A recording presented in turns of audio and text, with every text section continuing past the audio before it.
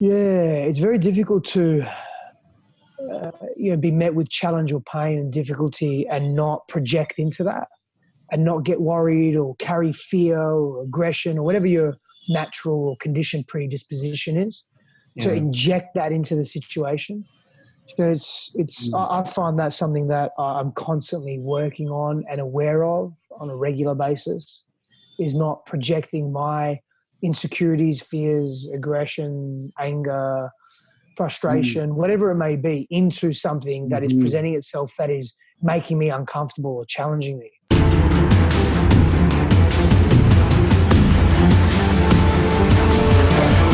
Welcome to the Better Man Podcast with Ivan and Suman.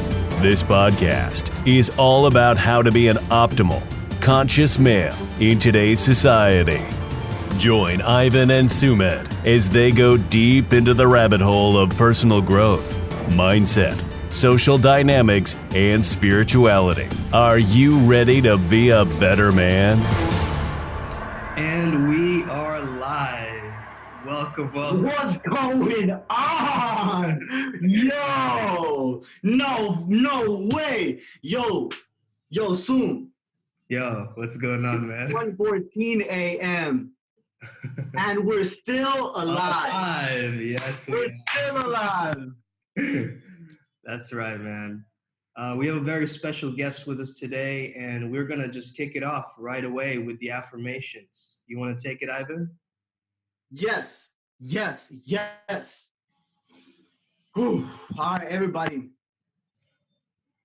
So this idea of numbers comes to mind, right? Just pick your favorite number, right? And I want you to picture that number in that area of your body that needs the most love. Imagine that number. So if it's a 3, if it's a 5, it's an 11, maybe you need something with your solar plexus, or maybe a little bit something going on with your root. Just picture that number there. That's great. And in that way, we're giving that intention or the power of the frequency of that number. That is the affirmation. The affirmation is something to be lived internally. Amen. Awesome, man. I love that one. Excellent. All right, let's kick it off. We have an incredible guest with us today, Sifandos, amazing gentleman, conscious man, relational alchemist. Let's get it, brother. How are you doing today? No, I'm well, guys. Thanks so much for having me on. Deeply appreciate it. Deeply appreciate you, man. Those are some sick-ass tattoos, bro. Fucking fire. Thanks, brother. It's like you thought about it, so oh yeah. you've obviously thought about a lot of things, to have gotten where you're at right now. You've thought a lot, and you've allowed thoughts to go through you. Continue to do that, and I think that's a key component of not only masculinity but humanity. I think we neglect our ability to think, and also complementary to that, feel our way through the world. It's something that we don't make enough time for and dedicate enough practice to. Is something that's intentional. I think I really feel and think if we are able to do that with greater capacity and a deliberateness in our action taking, that we would feel very different and the world would be a different place. Where do we even start? It's such a big thing. Where do we even start? When we know there's so many levels to us, and there's so many different things that are, right and wrong within each level of us. It's like, where do we even begin? It's so complex. What's your take on it? Curiosity is a starting point, a very strong starting point. Just simply being curious without judgment and then observation. Be curious without tainting the experience with our own preconceived notions of what should be and what shouldn't be, and just observe without that judgment, without that criticism, and really begin to then understand after a fair amount of time, and you'll know this intrinsically within yourself, the amount of time, whether that situation, person, experience, whatever is in alignment with your highest values, and then you either choose to move into or move away from. And so I think it begins with that curiosity without judgment. You know, and it's not an easy thing to do. It's very difficult to. Without judgment. Mm-hmm. Yeah, it's very difficult to, be met with challenge or pain and difficulty and not project into that, and not get worried or carry fear or aggression or whatever your natural or conditioned predisposition is. To inject that into the situation. So I find that's something that I'm constantly working on and aware of on a regular basis, is not projecting my insecurities, fears, aggression, anger, frustration, whatever it may be, into something that is presenting itself that is making me uncomfortable or challenging me. I think when we do that in an unbiased way, we get more from life and we don't struggle so much. I think that's a big part, is that ability to remain, maybe it's calm, but poised and more centered. I've been feeling a lot, I've been feeling a lot of what you're saying, the day I got into the pool and it's extremely cold, right? And I was like, I'm going to do it because I'm trying to feel. And I went into this and I'm facing the moon. I'm looking at the moon. It's like right. Honestly, I felt like the moon was looking at me. And I was like, I'm going to do it. And I went in and I feel this super cold water, like all the way from head to toe. But I was like, I feel alive. I feel more alive doing this. And it just had to do with this feeling. The feeling and letting go of it as well, letting go of that pressure. And like it's just water, it's not good or bad that it's cold. It's just correct. It just is. Distancing myself away from that energy. Wow, it's beautiful. Honestly, I love the moon. Yeah. Recently I've been telling my mind, like when I get less hours of sleep, I just try and tell my mind I've had more hours of sleep than I've had. Like, and that's really helped me, because whatever we tell our mind, it starts to really, manifest. Like if we start using words like torture, it's killing me, or, it just has such a negative impact on our reality if we start speaking to ourselves in a very specific way. Have you ever experienced this? Yeah. Do you believe in the law of attraction, Steph? Yeah, there's definitely truth to those principles, or those universal principles. And yeah, absolutely. Language is a powerful indicator of where we're at. It's insight into who we are, is how we use our language. And it's also a tool. It's a tool that can also be a weapon. Language is an extension of who we are at our core, and the various layers along the way, and coming out from us, emanating into the world, into our 3D reality, so to speak. And so action and words are a part of that. Yeah. Our behaviors are part of that sets of expressions that essentially help define us or continue to define us, and also how others see us and perceive us as well. How others see us? That's interesting. Because a lot of times we try to be seen through a specific mask, right? And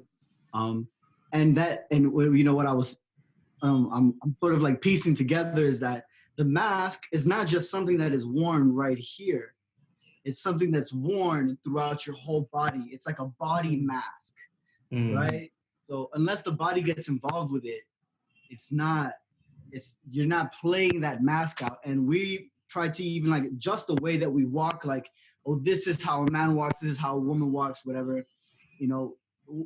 Where do we draw the line between where the social conditioning of what is a man and what is a woman, and what naturally is a man and a woman? Where is that line? I think there's various elements to the question that you're asking. It's not just when we're talking about male and female, or masculinity and femininity. There are crossovers.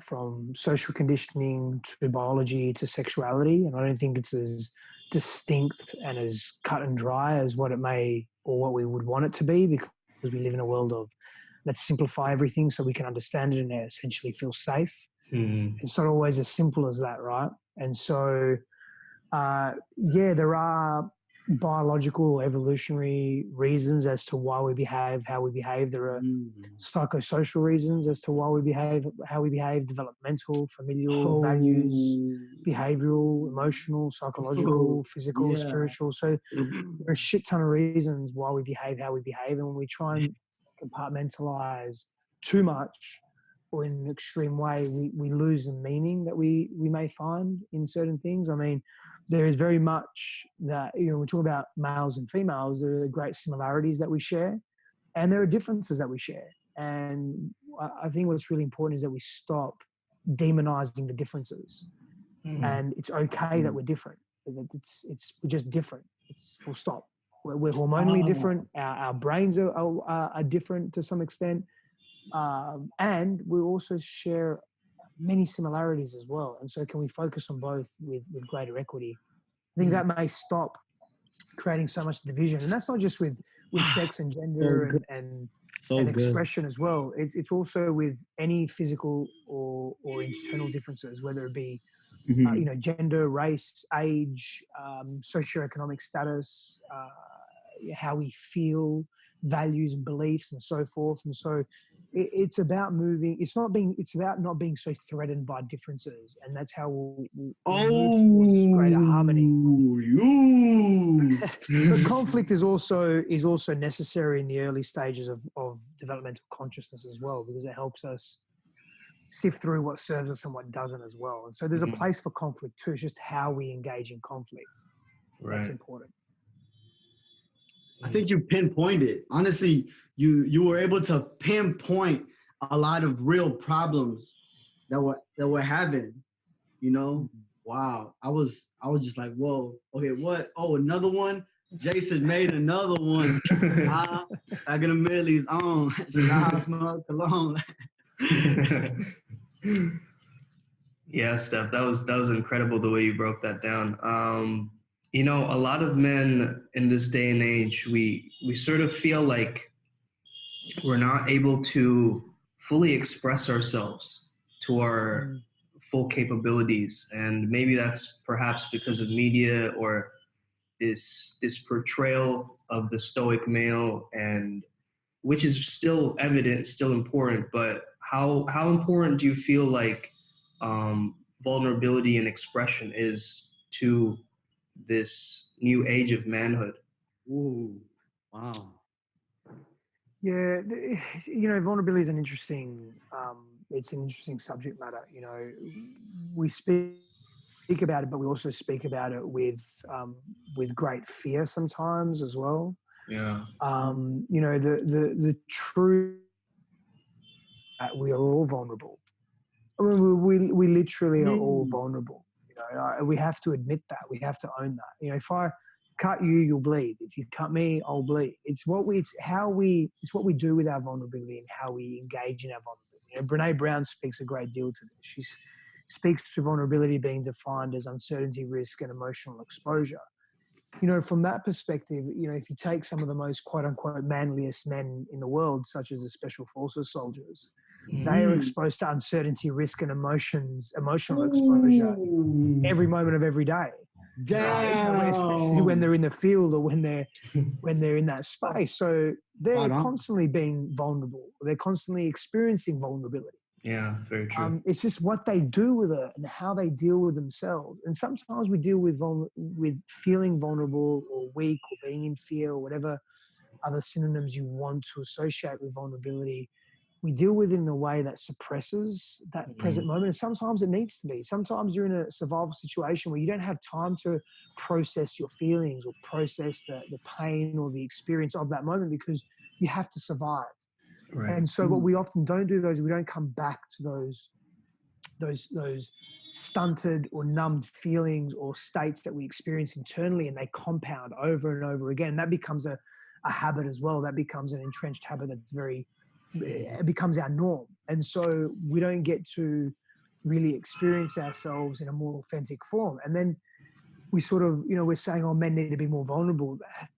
That's in part true, but it's also not completely true. There's more to it than just that. And so it is a very, very long conversation and a complex one. And I'm all for simplification, and some things do require time to extrapolate. And so, and maybe that's just also where I'm at, where I'm learning to really extrapolate some complex subject matter too. But when we're talking about masculinity and vulnerability, I advocate for something called vertical vulnerability. And so what I mean by that is that we're vulnerable, we're being true to our expression when we can, when we're not in a survival situation. And we're true to our expression, but from a place of greater clarity and confidence. And that is the realm of the masculine. That is the realm of the healthy masculine. So what that may look like is if you have an internal struggle or a problem, you bring that to your tribe of men, you bring that to your brothers, you bring that to your group, and you discuss that, you are open with that, you express that, you are with that in a more open way. And before you even do that, you sit, in my opinion, you sit with it yourself and you be self-reliant. You go into nature, you go on a walkabout, you disappear into the wilderness, you be with that struggle and that problem. If that's not accessible to everyone, go sit at the beach, sit at a park, go for a walk, be with yourself, begin to understand yourself and be with that struggle, not ignore it with alcohol or working extra hours or sex or pornography or whatever it is. I'll just really be with that struggle.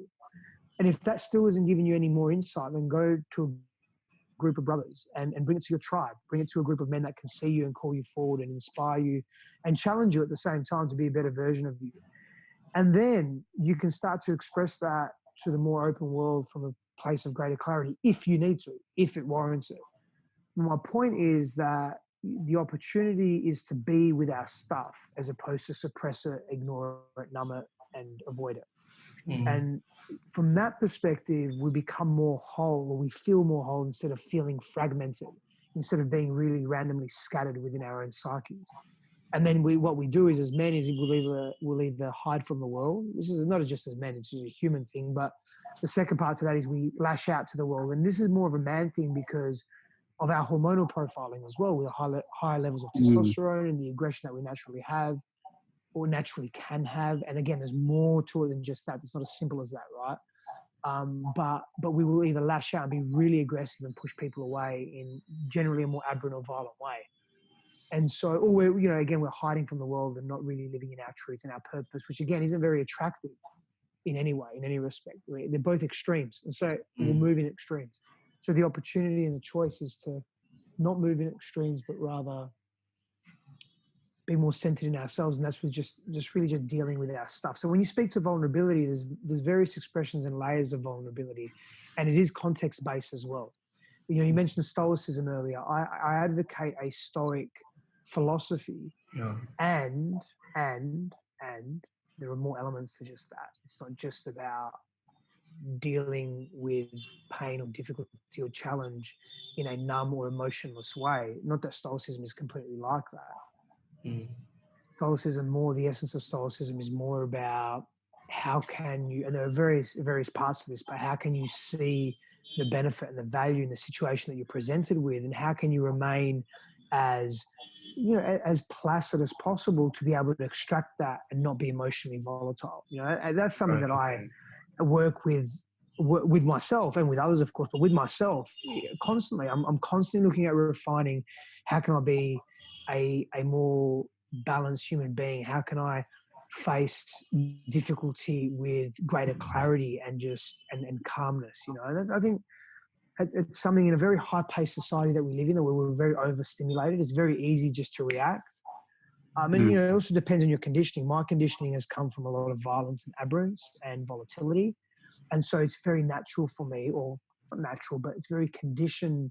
I'm very conditioned to react and meet the volatility with more volatility instead of just taking a breath. And that doesn't always happen like that. In high tensile situations for me, where I'm in quote unquote real danger, I'm actually really calm and really relaxed. Things that I know that aren't dangerous to me, that aren't threatening to me, I can sometimes blow up. And so those are things that I'm working on within my own personality.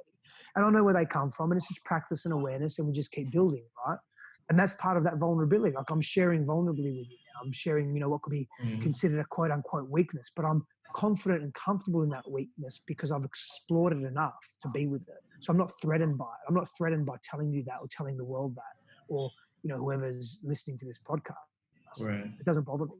And that's an example of that vertical vulnerability, because I've been with it enough to understand it.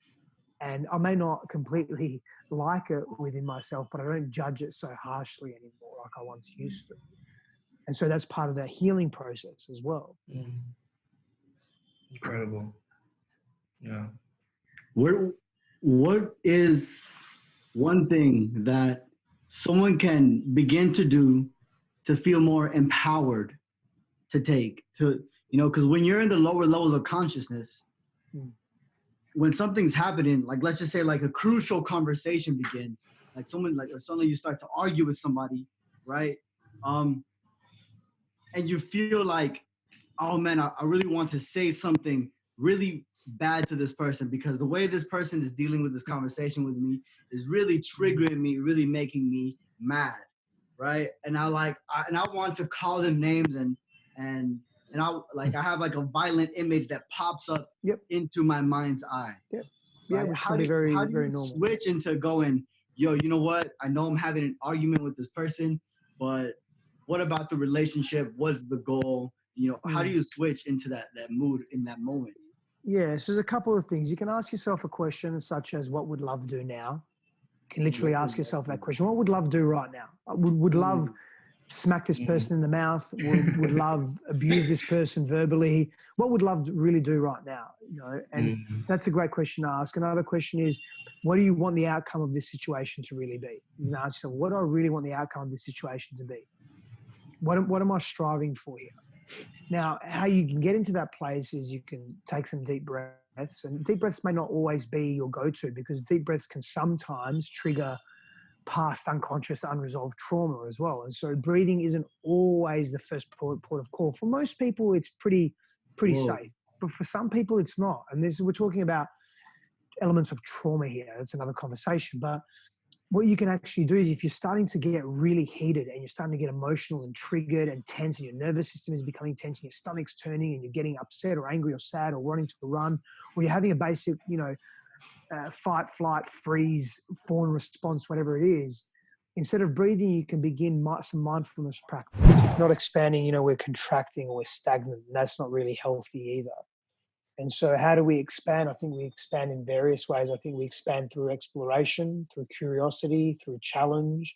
I think where human consciousness is today, a lot of how we actually expand is through pain and difficulty. It doesn't need to be like that, and it won't be like that forever. And it doesn't need to be continuously like that either. I just think that's part of the collective consciousness of where we're at. We need to experience some real rock bottom moments and learn from them as opposed to continue to repeat them, which is what I did a lot of most of my life, was just repeat the rock bottom moments in different ways, And so the opportunity is to not repeat. That's the power that we have. Bad habits. Yeah, actually, me and Sue wanted to ask you about what are some good habits and what are some bad habits? Physical exercise and having a regime of physical exercise and being really disciplined in that space. I think that's something that more men need to do as well and need to engage in. And it's not about being the strongest or the fastest or the best. It's just about being physically adept and confident in your body, whatever that looks like for you. But having that discipline and that practice of physical movement, it benefits us in so many ways. It benefits our relationships. It lends itself and it feeds into unconscious biological attraction dynamics. It feeds into our sense of self-worth, our self-value, our respect, our self-belief. So these are really good habits to have, is that physical practice and challenging your body. And so that's a good access point to the mind and to the more ethereal and immaterial aspects of the self and expressions of the self. And the crossover between mental and emotional and spiritual conditioning that come with physical conditioning can be really quite empowering. So there's one healthy habit that I have. Silent time, stillness, nature, time with nature, breathing practices, I think are very fundamental to our physical and emotional and relational health. And there are many many practices, so many practices. But I think the basics are really good. You know, the elite are elite because they've mastered the basics. That's something I've learned working extensively with special forces soldiers. You know, that the elite are elite because they've mastered the basics. So we don't have to get too funky and too, too hyper creative. You know, we don't have to. You know, sometimes I used to work in gyms many years ago, and I would sometimes see these personal trainers, and I was one of them too. You know, trying to get their clients to do the most funkiest thing possible, you know, stand one leg on a Bosu ball with one dumbbell in one hand and a cat in the other hand, and do a squat with your eyes closed, and I don't know, man. So whatever it could be, right? And basics, man, just the basics. It makes such a big difference. And having the discipline to be with those basics is really important as well. Hold up, Steph. Sorry to interrupt, but I just have to ask. Did you really use cats? I didn't, and I never saw that. But I wouldn't be surprised.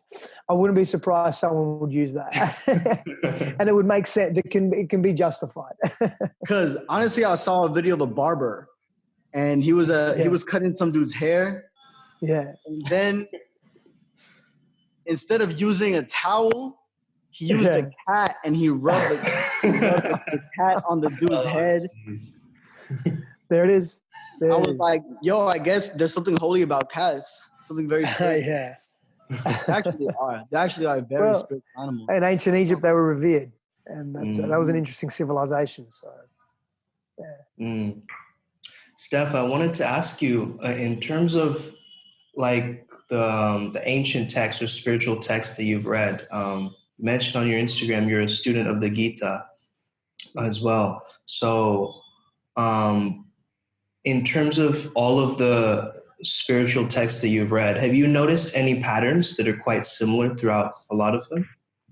Yeah, for sure. I mean, the pattern of self-love, the pattern of trusting one's own intuition and discernment, the pattern of seeing beyond the superficial and what is happening on the surface. That's a strong pattern. The pattern of surrender and trusting a higher power or the unknown, the unseen, the unknown, the unheard. Trusting that within ourselves and quote unquote outside of ourselves. There's some patterns as well. When we look at cross-cultural mythology and we look at diversity in religion and spiritualities, there are common themes, threads. You know, unity consciousness is another theme as well. And there are some themes that are maybe more isolating as well, that really are a product of the culture of the time and what was happening environmentally, physically. So, for example, are these religions born out of famine, or are they born out of a time of great abundance? These spiritual practices, you know, where are they coming from? There's a lot to, I mean, it's a great question, brother, but it's very, very, very simple in one sense. I've given you, 5-6 similarities or themes that run through, and they're a lot more complex than that in my mind. And complex doesn't mean complicated. Complex just means layers. And so there's a lot of unpacking, which is exciting and at the same time can be overwhelming. That's why we have specialists, people that are religious scholars and people that are engineers, and because we cannot do everything, but we can have a fair idea of likely to go to the desirable state. But as a byproduct of that, we polarize ourselves. And so what that means is that we don't get to experience the value and the benefit that some of those feelings carry when we continuously avoid them and repress them. And so the paradox is, or the juxtaposition, the oxymoron, whatever you want to call it, is that if we actually just stay with those undesirable feelings, after quite a relatively short period of time, and time is relative per se, those feelings dissipate and we get what we need from them and we move on. But because we continue to suppress, what we resist persists. And so we continue to experience more of it because it needs to be moved through the body. This is part of the psychosomatic connection, the psychosomatic spiritual connection, the psychosomatic emotional spiritual connection. And so the opportunity is to, again, if we're talking about vulnerability, is be in our vulnerability and be in our truth in that way. Oh, nasty. It's just uncomfortable. And most people don't fucking like being uncomfortable. True that. So, Steph, I think we're wrapping up right now. Yeah. So, thank you so much for being a part of this amazing transmission between us. And we really appreciate you. Brother, how can people get in touch with you? Please let us know. Yeah, of course. You can find me on social media, Stefanos Sifandos, or my website, stefanosstefandos.com. And you can reach out to me there in any capacity you wish. Amazing. Yo, y'all need to. Y'all need to. It's not a maybe. It's not a maybe. It's a, I'll leave right now. I go follow, and then I'll come back and listen to the podcast again. Finish the ending. Thank you, brother. All right, guys. Thank you so much for tuning in. Have an incredible rest of your day wherever you're listening in from. Namaste. I want to leave you guys with a little message as well. Go for it, man. Everybody just love more. Everybody just be free more. Everybody just be more you. Be more you. Become more of who you are. Continuously step into not who you are, but who you could be and who you are intended to be. Everybody, my book is coming out soon. I also have a course. It's coming out very, very soon. It's called the Life Purpose Accelerator Program. Yes. It's happening. You're stepping into it. Be the best. Forget the rest. Our resilience. Ice Nation. What? Let's get it. All right. And guys, if you want to reach out to me, I'm Sumed Chatterjee, facebook.com/SUMEDHC. So if you just want to reach out to me there, and I have a course coming out on Udemy soon called Verbal Vinyasa. It's all about the art of fluid communication. So have an amazing day, and may the flow be with you.